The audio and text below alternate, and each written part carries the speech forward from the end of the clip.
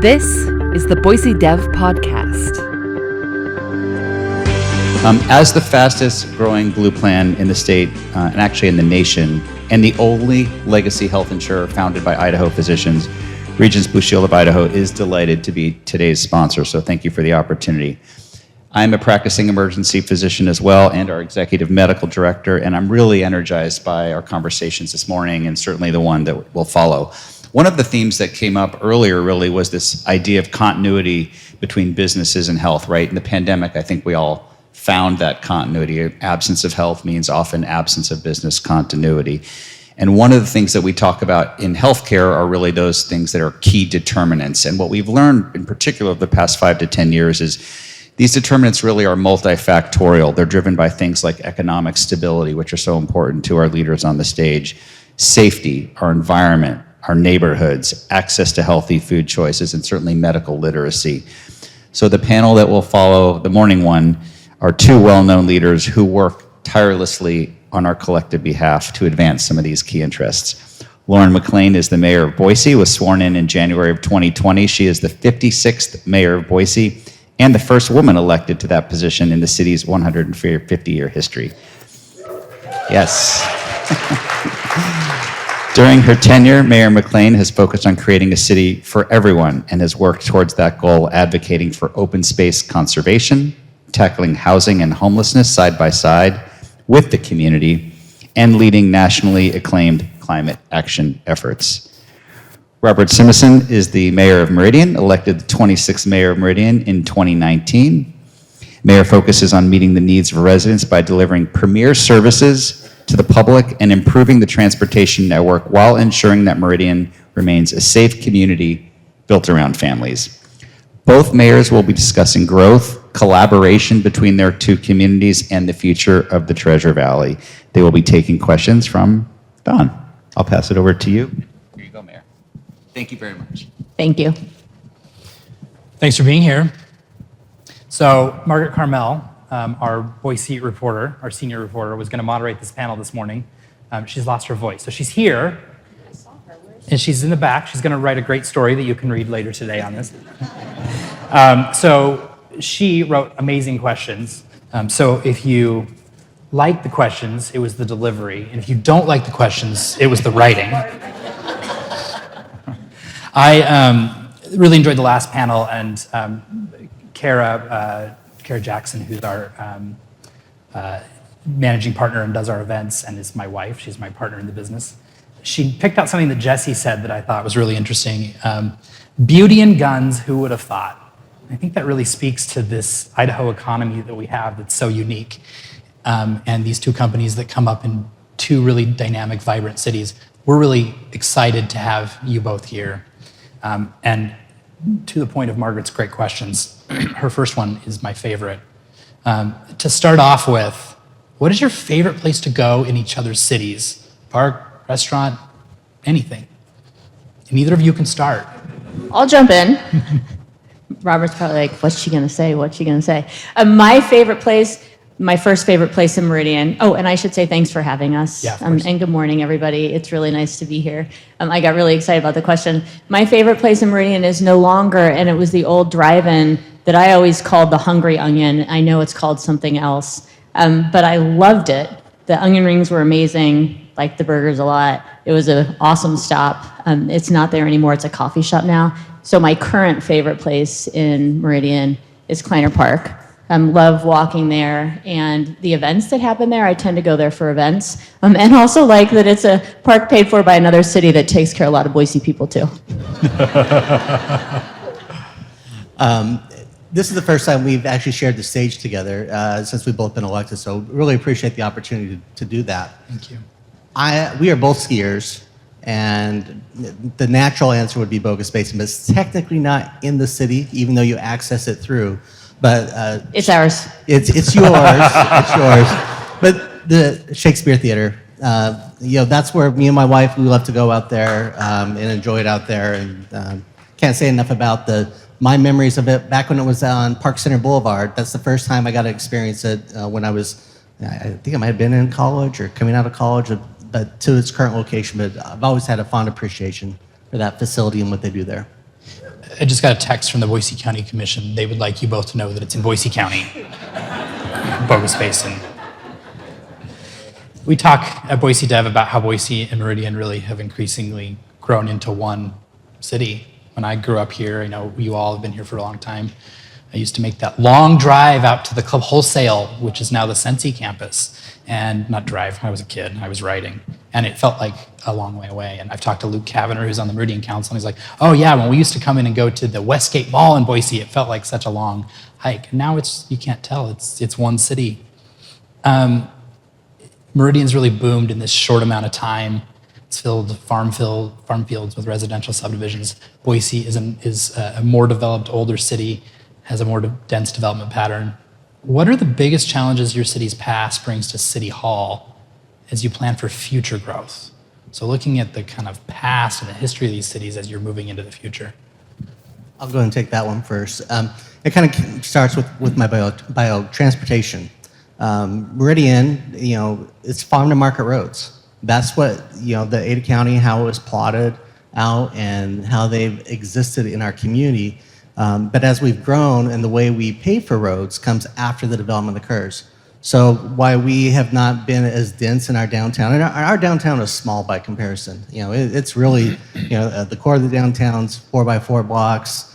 The heart of the downtown is only maybe a quarter mile by less than a half a mile if you look at it long term. So the farm to market aspect is really what is defining how Meridian has grown over the years. And when transportation becomes the number one issue, it's because those roads were not designed to accommodate the traffic that goes on them. And we can only do so much with the development to make those improvements. We have to wait for impact fees to be paid to ACHD for them to come in and develop the roads, and transportation becomes the number one issue, and the farm to market roads are really creating that challenge. How do you balance that?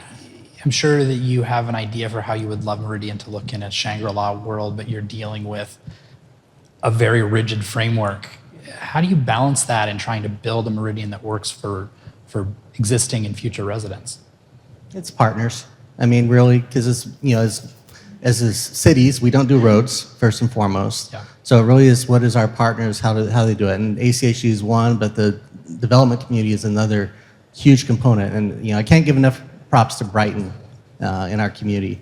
They really are the ones that have come in and said when they see the infrastructure needs to be improved and how to be improved, that they've stepped up either themselves or with the people that they're bringing into their property to help create those needed connections.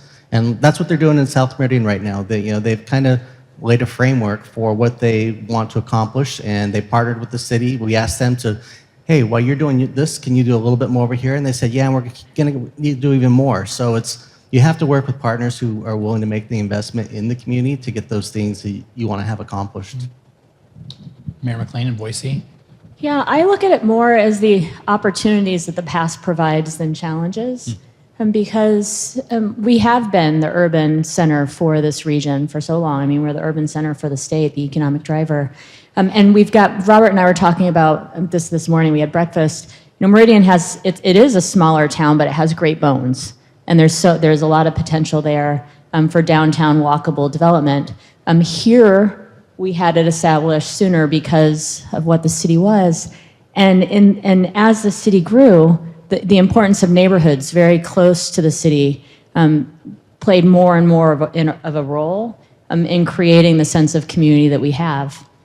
And as we've looked at how we grow, knowing we need more homes for more people, I hear from residents all the time what they like most. They love to visit Hyde Park. They love to visit Bound Crossing. They want to be able to walk to a park as you can in older neighborhoods. We've looked at how we plan a city that gives a nod to our past, which is walkable, dense, connected neighborhoods with vibrant economic cores within them, and how we create that for the future for residents today and tomorrow. And at the end of the day, it's about people, our ability to walk safely to a park within 10 minutes, our desire to connect in front of our homes on the street under trees that create shade and cool us down in the summer, or as we walk to a coffee shop that's nearby so we don't have to get into a car, perhaps on a pathway. That desire that is truly a nod to the city that we started out as is guiding the city that we will be in the future. And it's driven by the people that call this place home, that know that we can do it and are helping us figure out how to do it. So in Boise, you just passed a fairly extensive rewrite of the zoning code that started in about 2018, follows on the comp plan from 2010. We're in the early days of that. I think there's still things to maybe be adjusted and change. How do you think that plays in towards that vision, and why did you think it was important to do that? Sure. I'll start with the important piece first. We, as a community, are growing. And I hear time and time again that people want to keep what is special about Boise intact as we grow. And I'd say, well, we can, no matter how different we look, because at the end of the day, it's about people. It's our history of working together as the most isolated city of our size in the country, rolling up our sleeves, looking at challenges, innovating, as you talked about this morning, and we do often, to create solutions. And in that work together, we continue to keep the essence of Boise, which is that community connection to both the people that call this place home and the place. So we've got that. To do that, as we continue to grow, we needed to hear from our residents. How do we make that possible for our kids? Right now, the McLeans have one house. In the future, if we're so lucky that our kids come home, we'll need 3 houses. So how do we keep this city that we love and the spirit of this city that we love intact as we continue to grow? I see people in this audience that came to the hearings and testified on the zoning code. So we talked to hundreds and honestly thousands of people about the vision they had for their city. Importantly, the vision that they had for their neighborhoods, and then how those connect. And in that, we started to write a design for a future that ultimately is a roadmap for how the private market and developers can respond to the desires and mapping of our residents that want people to live amongst each other rather than always driving through our neighborhoods. How we make it possible to afford to provide the services, the level of service with parks and fire and police, and those community connections. And so in those conversations, we had a draft, we got feedback, we redrafted, we got feedback. We came up with a roadmap that allows us to have more homes for more people connecting, being able to have those encounters on the walk, eyes on the street as you get to a park or a coffee shop. And we're waiting now for the market with all the changing conditions to respond to help us in partnership create more homes for Boiseans. Mayor Simison, the City of Meridian's done a lot of similar planning activities, a little less high profile, I think, but the city's really worked to kind of define its plan, whether it's the 10-mile specific plan or the city as a whole. How do you look at that process? Where do you think it stands today, and what do you want to see come next as far as planning for the future growth of the city? And I think if you look at the history of Meridian, it's really been a market-based approach. We try to help guide, but at the end of the day, it's what does the market bear out in that context? And I think we start from there, but we look at what it is that we want to see or where we may want to see it. One of the things is that you do have the opportunity to do, but again, it's like you never want to displace people. You never want to displace neighborhoods. But I've talked a little bit about doing the medical epicenter of Idaho, and that really means connecting St. Luke's all the way over to ISU, ICOM, and beyond. But there's a neighborhood there that's a county enclave that's been there longer than most of the city has been there, and you don't want to push it. You don't want to force things. So you try to lay a groundbreaking vision, but it's going to be actually the private market that's going to determine when those type of things can make sense. So it's collaboration with those who are making the investment.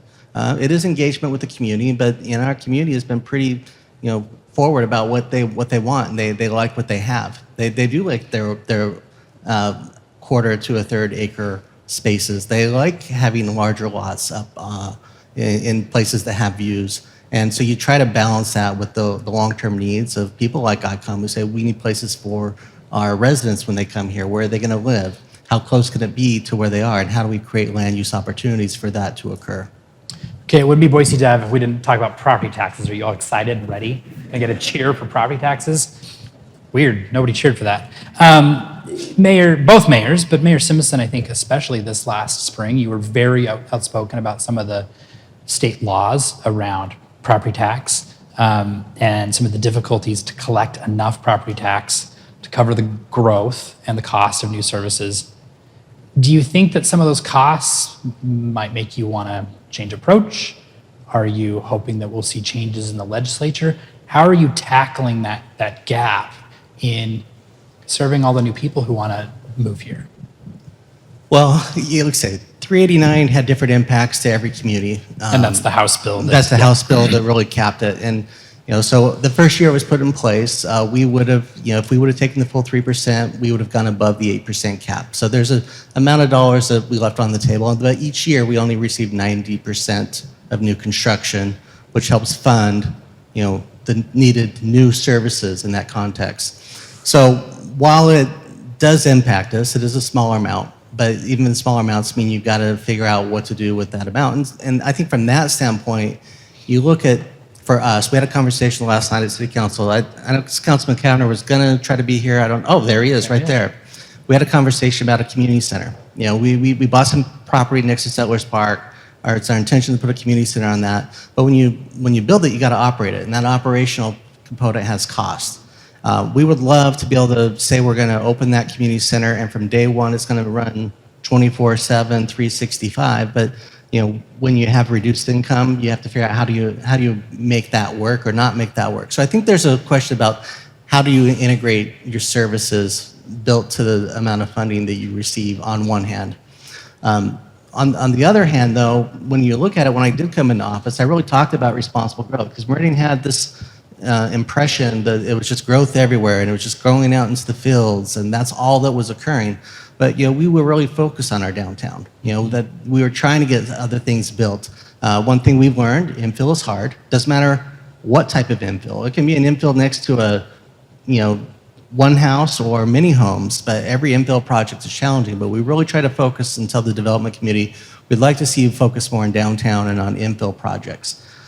Secondarily, we also said this is the area where we want to develop. Now, part of that, the development community was already doing work there, but that's where we said ACHD, go build the roads. That's where we put our police and fire. That's where the library put their new branches. It's where EMS was looking to locate services. So we just had to be smarter about our message to the development community about where we wanted to see the investment, where we could provide the investment to provide the services to the community.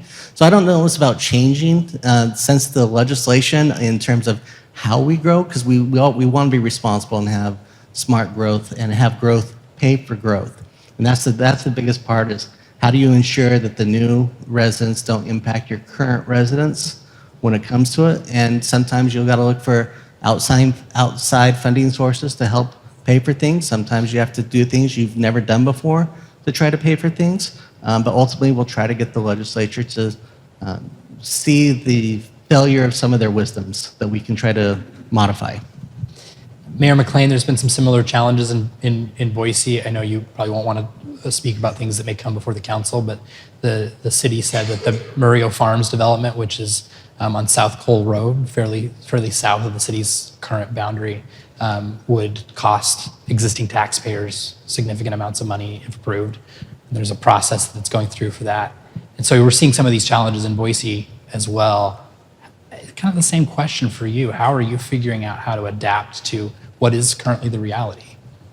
Sure, and I'll step back a little bit. I mean, the reality is that yes, cities have a cap on how much we can grow our budget. So we hear often from residents that property tax matters. We've tried at the city of Boise to do some different things that I'll bring up.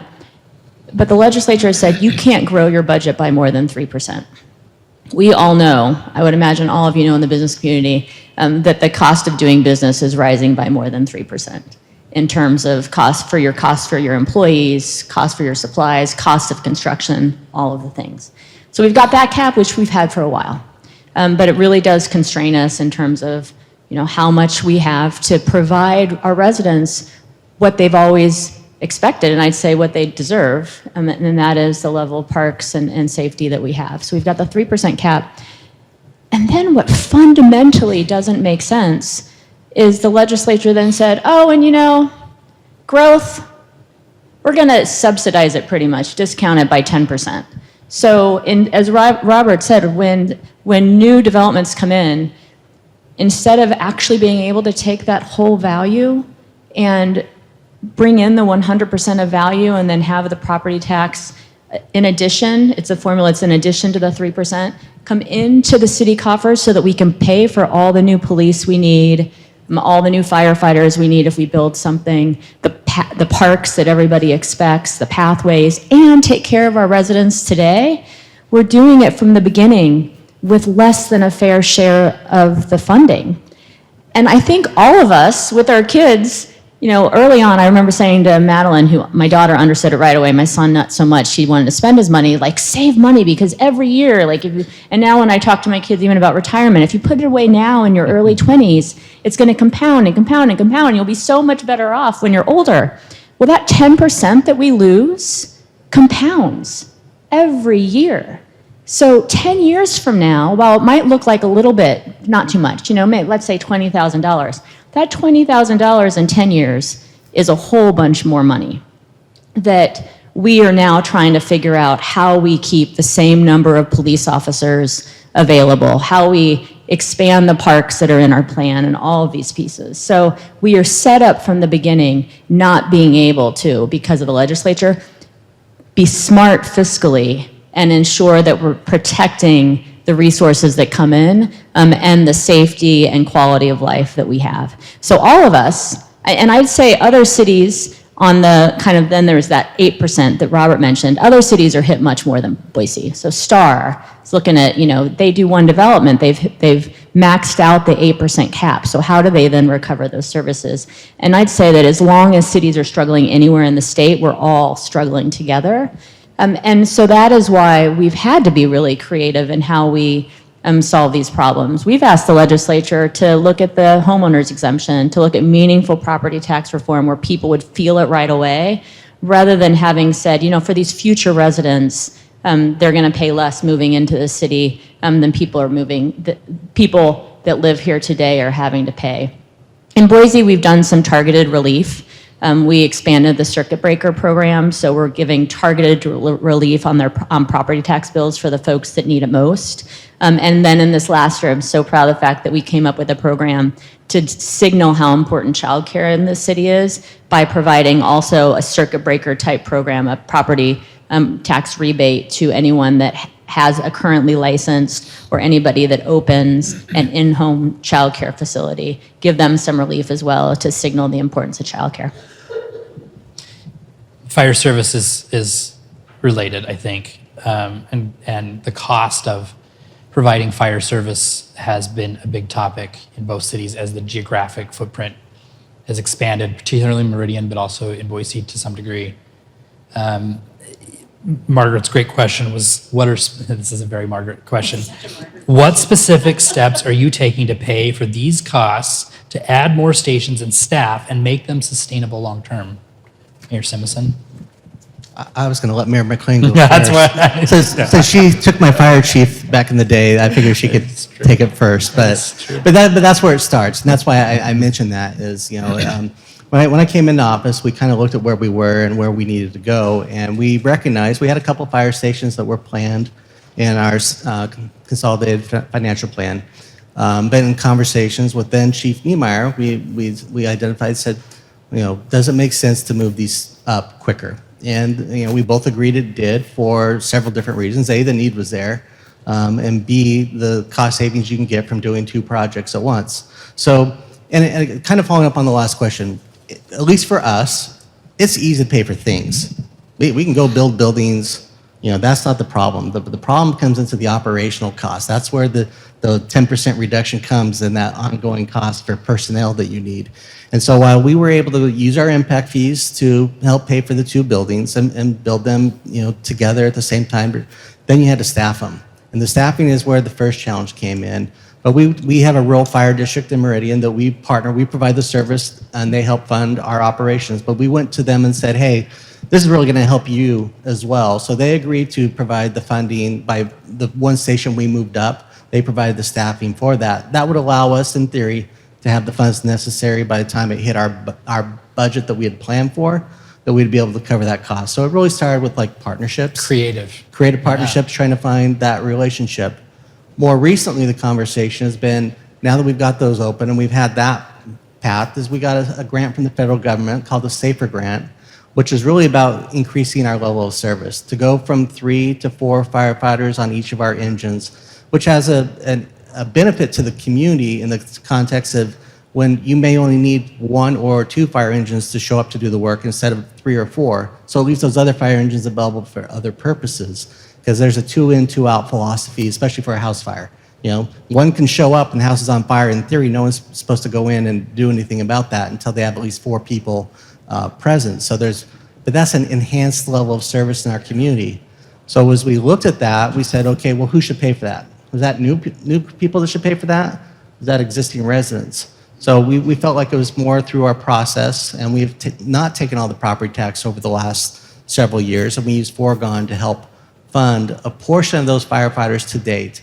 But we're looking at that. We're also looking at what other revenue is going to come into the city from urban renewal districts if the legislature doesn't change that further, to help fund those type of needs for ongoing operational expenses of people. We also partnered with the Ada County EMS. You know, they were funding partners to help build the buildings. Even though we had the money, that was how they could come in and help pay their costs to be part of it. So it saved the rest of us in Ada County from them going and building their own buildings by utilizing our buildings and staffing them up with their personnel in them. So it's trying to find creative relationships and partnerships to fund what we can, working with our partners to fund what they can, and then at the end of the day, we may have to make some hard decisions in the future about what level of service do we want and can we afford it all. Do your 2 cities look to work together? A number of years ago, before each of you came into office, both Boise and Meridian built new fire training centers, and Boise's is kind of on the western edge, and Meridian's is on the eastern edge, and you know, a fire training center isn't something you use all day long. Not a decision you can obviously go back and redo, but do you guys look at like maybe if you both needed a fire training center, you build one that meets both needs and you save some costs? Do you guys have those conversations? Are there ways that the cities of Boise and Meridian collaborate in that way, or could in the future? Well, we were just talking this morning about the impact of wages on both of our cities in terms of, you know, what my police officers are paid and what his police officers are paid, and, you know, whether or not they're going to come to Boise instead of staying in Meridian. And so we talk about those things quite often. On the partnership, I would say, yeah, it was a missed opportunity for our cities to have both built training centers back in the day. It was before both of us were in these roles. I was on council. And now I've been clear with my staff and my department that if there's an opportunity in the future to collaborate, we would do that. We have a partnership with the National Park Service right now on some training. Our chief knows that, you know, a big part of his job is to figure out how we save money and are more efficiently working with both neighbors, but then amongst departments too. You'll find that in the new fire station on State Street that we're opening soon, you've probably seen it go up, it's at Gary Lane. That'll have a touchdown space for our police officers, because we didn't even have fire and police co-locating and sharing facilities and resources, and we want to have a space for folks to touch down, but also so that they're closer to the community, but also for the public to know where they're at. And so we've also looked at how we ask of and expect our own departments, particularly public safety departments, to collaborate, and they're doing more of that shared planning now.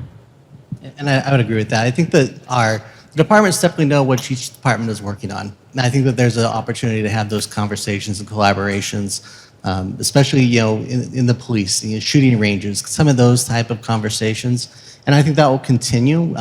It'll probably go into other areas. You know, right now, you know, animal control is a big issue that is, you know, going to be facing what the future of that looks like. So if it's not in police or public safety, there's other areas that we will be talking about collaboration long term. I think you spoke to it a little bit in the beginning, right? Kleiner Park. I go to Kleiner Park. That's what I was about to say. Or he can just build parks for my Boiseans. That donated park, for all the valley. Or the McDevitt Sports Complex. I mean, people sometimes forget Boise goes to Eagle Road. Eagle Road is named for Eagle and is mostly in Boise or Meridian, right? And I think people do naturally share those facilities where they can. Public transportation, it's still a really small part of how Idahoans get around. I think Elaine Clegg with VRT is here. You've both invested in this area and adding services even as costs have gone up. And some people say there aren't enough riders to justify the cost. I will point out Margaret wrote this question and rides the bus, and so that's how fair she is. She realizes both sides of that argument. What role do you see public transit playing in the future of your city, and is it worth trying to grow that? Well, it would be a huge mistake if we didn't try to grow it. As we grow, I mean, we hear all the time that traffic and congestion is the most frustrating thing for residents. So how do we figure out when we don't control our streets and we actually don't have a direct funding source for transit, how we move people through our communities from home to work with more options is key to long-term planning. My daughter actually said once, she was in 3rd grade, we were in Boston because I was running the marathon, and we were on the T and we were crossing the river. And she said, "Mom, I think all really great cities have public transportation." And I just about died because she was so little and she sounded so cute. And I was like, where is this coming from? But I think we all know, right? We all know that to get around in different ways connects us to the cities and communities that we live in differently. And so we look at it in Boise as not just, yes, we're going to keep funding VRT. We've got to be efficient with those resources because, again, we're using property tax dollars that are so constrained to support an organization to provide transit when I think we're the only state in the country that doesn't fund transit. And so they're looking to cities again to solve the problem. But we look at the bus as part of it. Our pathways plan, we've designated 112 miles of ideal pathways that we're going to seek through partnerships to develop to get people, able to move from home to school to work more safely if they're willing and able to get off the road. Partnering with the highway district on how we do add bike infrastructure because we see it as every person that we get off the streets because we've created a safe alternative for them. Every person that's willing is like one more space on the road for somebody that has to be in their car. So really looking at an all of the above strategy for the city of Boise and our residents. But at the end of the day, we are missing the boat as a region and a state if we aren't coming up with a solution how we connect. I love to talk to the mayor of Caldwell, from my city to his and everything in between. You got the train track right in your city, which is awesome. To look at long-term how we're setting aside that rail, the space for rail, advocating for funding, and then in the meantime doing all we can to keep the bus system what it is and grow it at any opportunity to move folks from home to work in as many ways as possible to keep the quality of life that we enjoy here as close to what it is today into the future. I'm going to go off script a little bit. About a week ago, Andy Scoggin, who is in the audience today, spoke at Collier's Summit, and he talked about the history of the Greenbelt in this area. And how there was a lot of resistance in the 70s. And he put forth this idea of what is our next Greenbelt moment for this valley. There has been talk about that rail corridor that you brought up that is a big piece of Meridian, a significant piece of Boise forever. There's different ideas, whether it's a commuter train. I know Luke Kavanagh, Councilmember Kavanagh has some different ideas. Do you think that we will ever see something done with that corridor or otherwise in the future? And what are your hopes and dreams? We'll start with you, Mayor Simison. Short answer is yes. I do want to go back to the other question because I got to. If Elaine gets up and leaves, it's not because of my answer. She told me she would have to leave, so let's just put that in perspective. Oh, she knew it would be because of your answer, so she was preparing you. But I think with the conversation around public transit, we have to reset the framework, I think, for public transportation because there's always this question about does it pay for itself? When you're driving the road across the Arco Desert and you're the only person there, are you saying, wow, I can't believe that I'm the only one on the road. Is this road paying for itself? But all transportation is subsidized. It really is. Now, sometimes you might be driving down another road and it's 4 lanes and you're the only car on it. You may say this was overbuilt.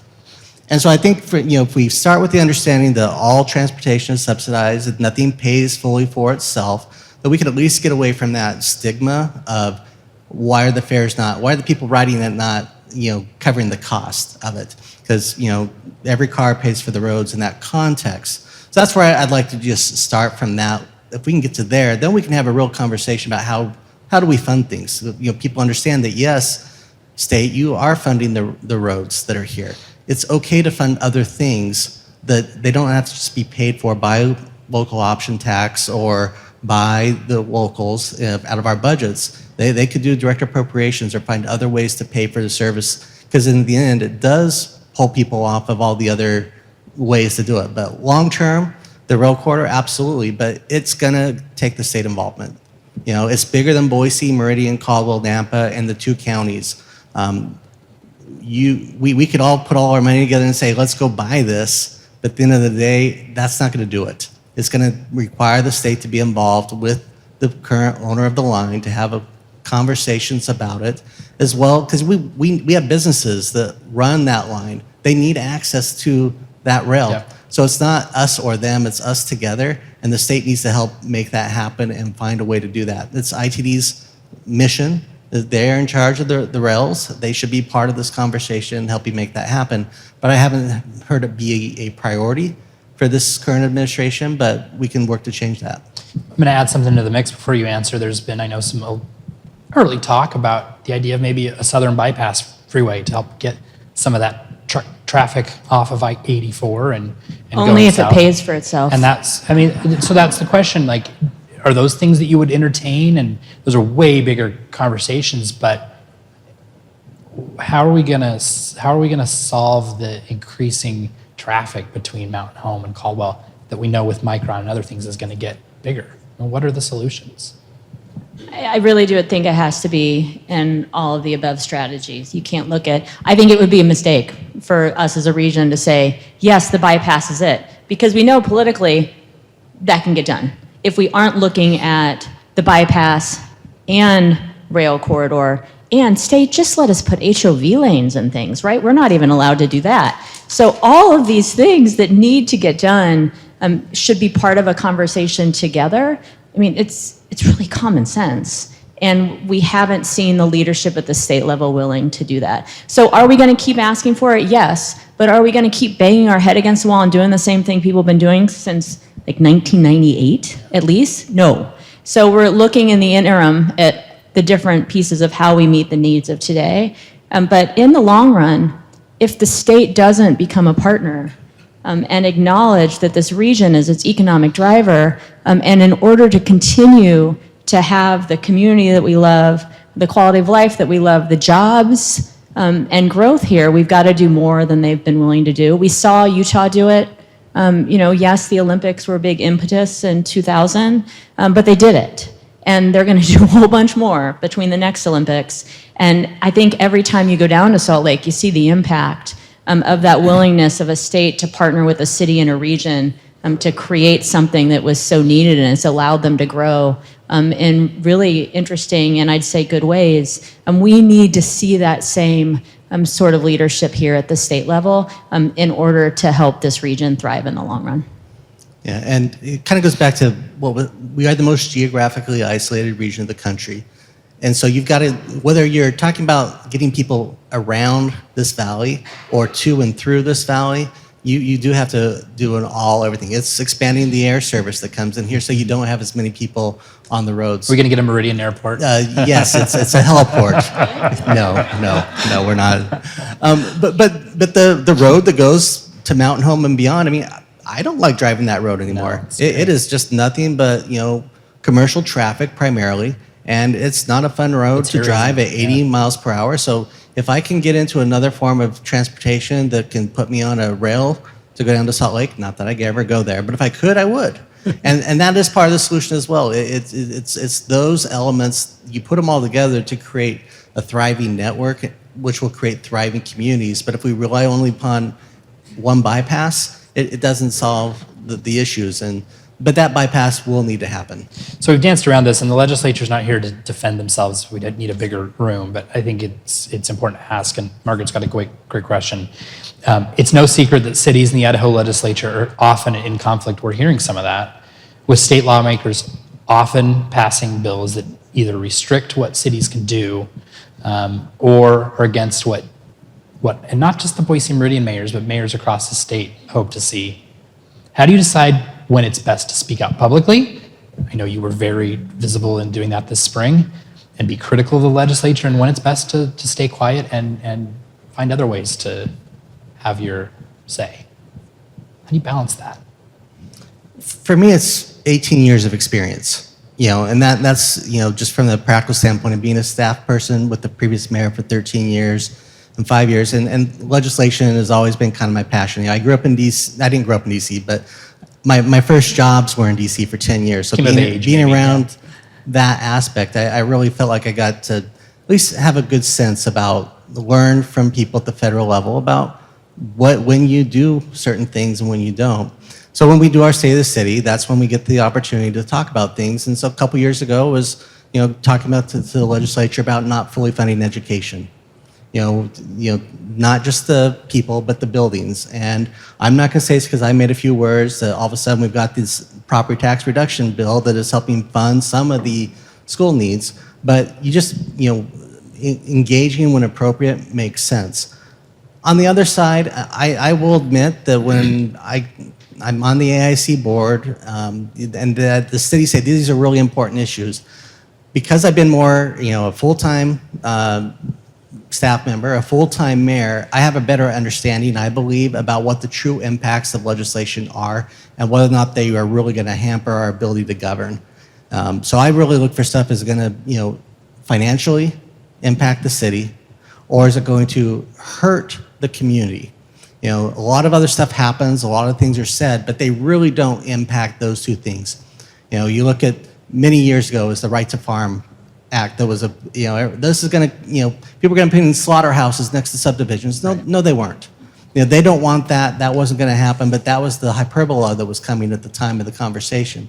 So it's just understanding what the true impacts can be. And yes, that may mean there's some things that we're not allowed to do. But I look at it and say, were we doing that before? It may impact some in the future, but it's not really impacting us today. And so that's what I try to balance on where I can. Were you hoping I'd ask a different question?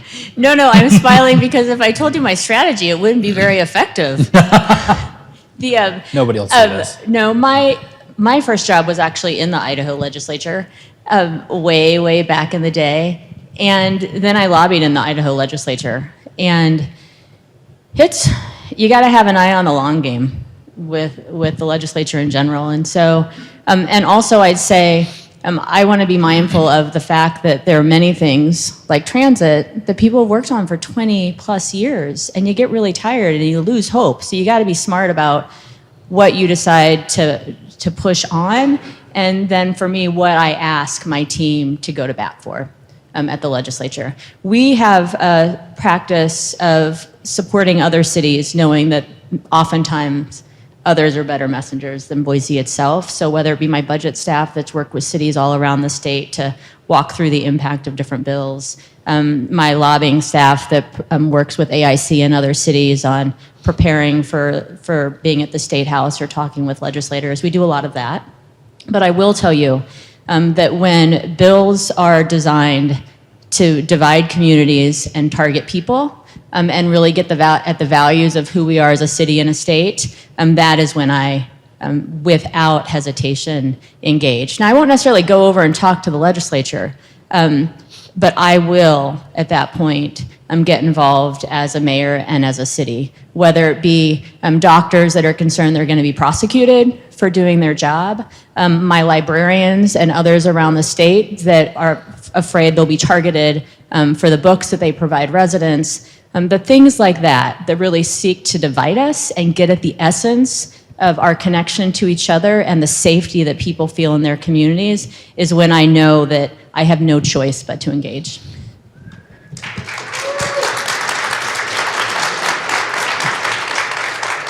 We talked about how you have some real personal similarities.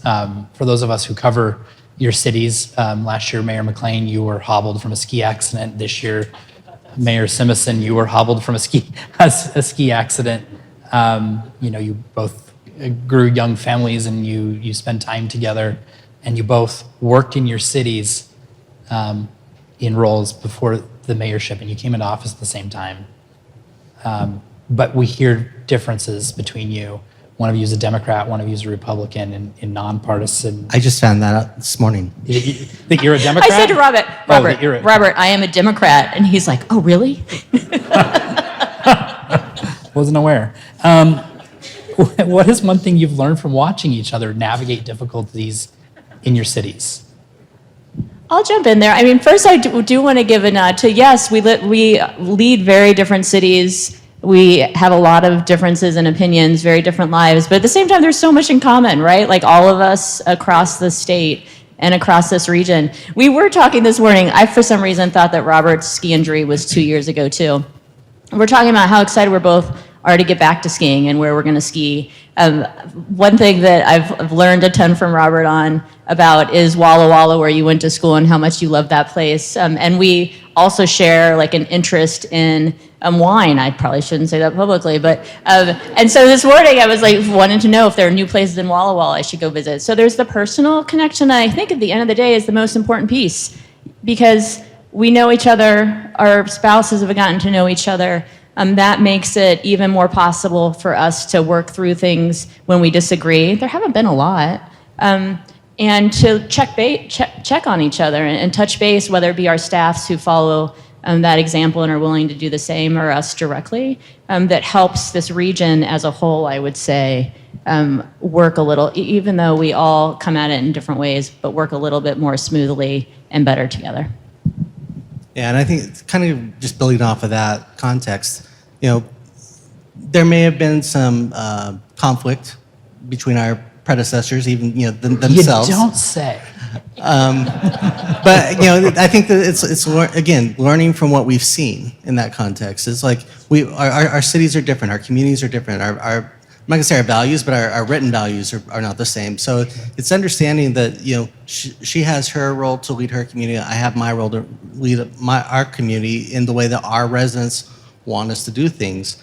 And I think that they expect us to get along. And because there are other issues that we do need to work together on. Whether it's the Salsa gang program, things that go beyond our borders. Transit, bigger topics. So the collaboration becomes easy, and I learned that at a young age.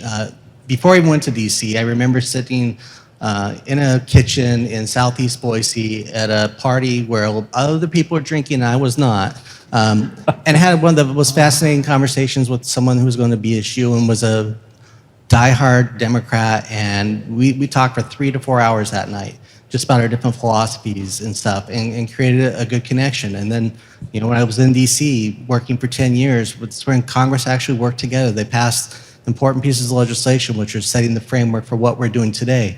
So I've been around my entire life the idea that people are different than you and have different beliefs, but doesn't mean you can't be friends, work well together, both do your own thing when you need to do your own thing because it's the right thing that you believe in, but it doesn't impact it. And I also have always felt that politics is not personal. You leave, you do what you got to do out here, but once you're done there, you bring them back over here. And that's a totally different part of our existence. So, Lauren's gone through a lot of stuff that I didn't have to go through over the last 5 years. Some of the things, the personal safety issues that I didn't have in my house, and to see someone to be able to stand up and still do their job despite the things and challenges they're going through, it's been something I've really admired that she's had to do, and be here to support her wherever we can to make sure that that's not what she has to feel, because that's not the Idaho that we want to have.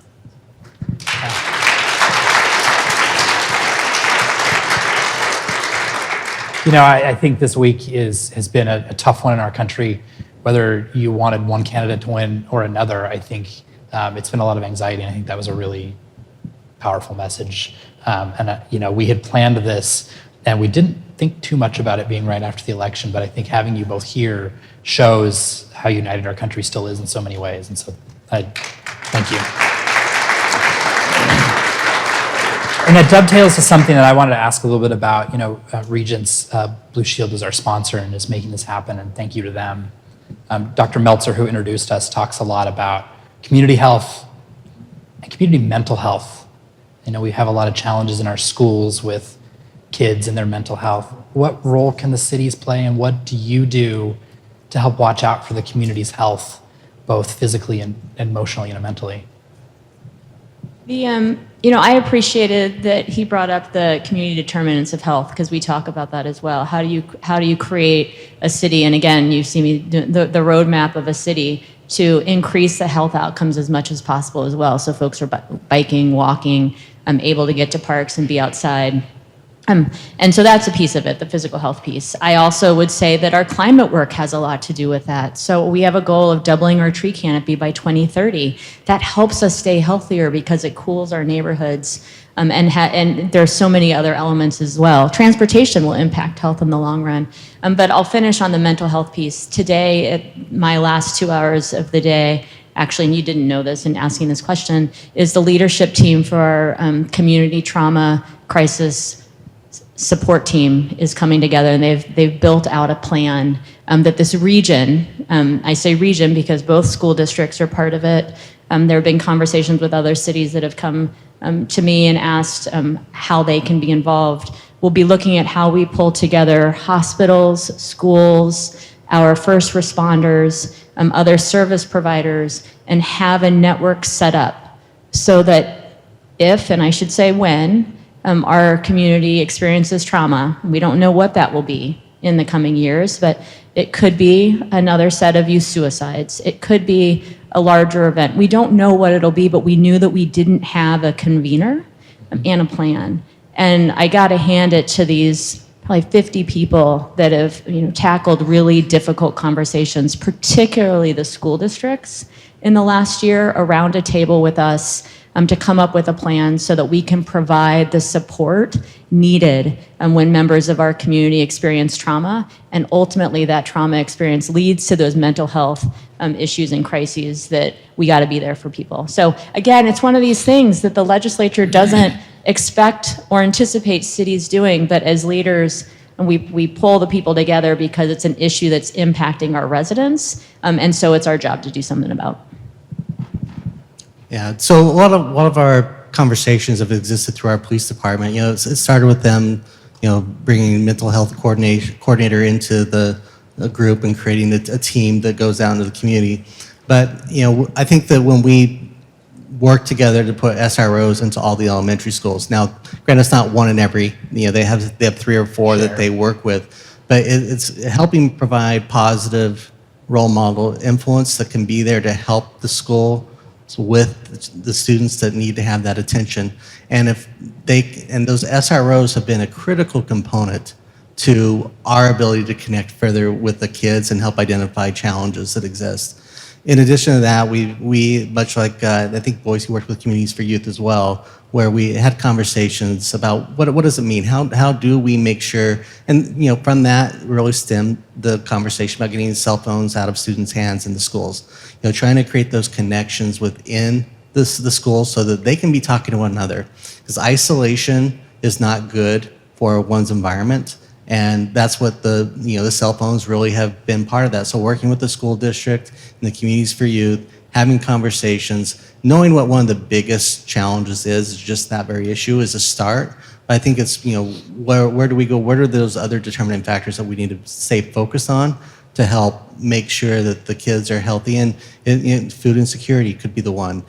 So we're looking at that to see what makes sense. But I really want to applaud West Ada for their initial steps, and whether or not that's what drove the governor and the superintendent to help put in that next step for around the state, or maybe it was a new member of the state board that was what they wanted to see. Who knows? But we're going in the right direction. A lot of these conversations start at the city level. So we've got Nate Shellman and Gemma Gaudette next. They are used to starting at a very precise time. We have like 20 more questions, but I'm going to wrap with one more. And I'm going to push together a couple questions here. Over the next 20 years, what gives you the most hope for the Treasure Valley?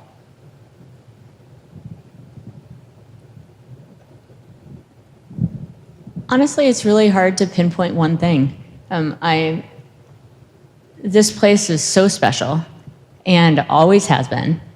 And I see time and time again, as we grow and face challenges and then settle down a little bit and then grow and face more challenges, we always recenter ourselves as a community on this place that's beautiful, and the people that are so kind and connected.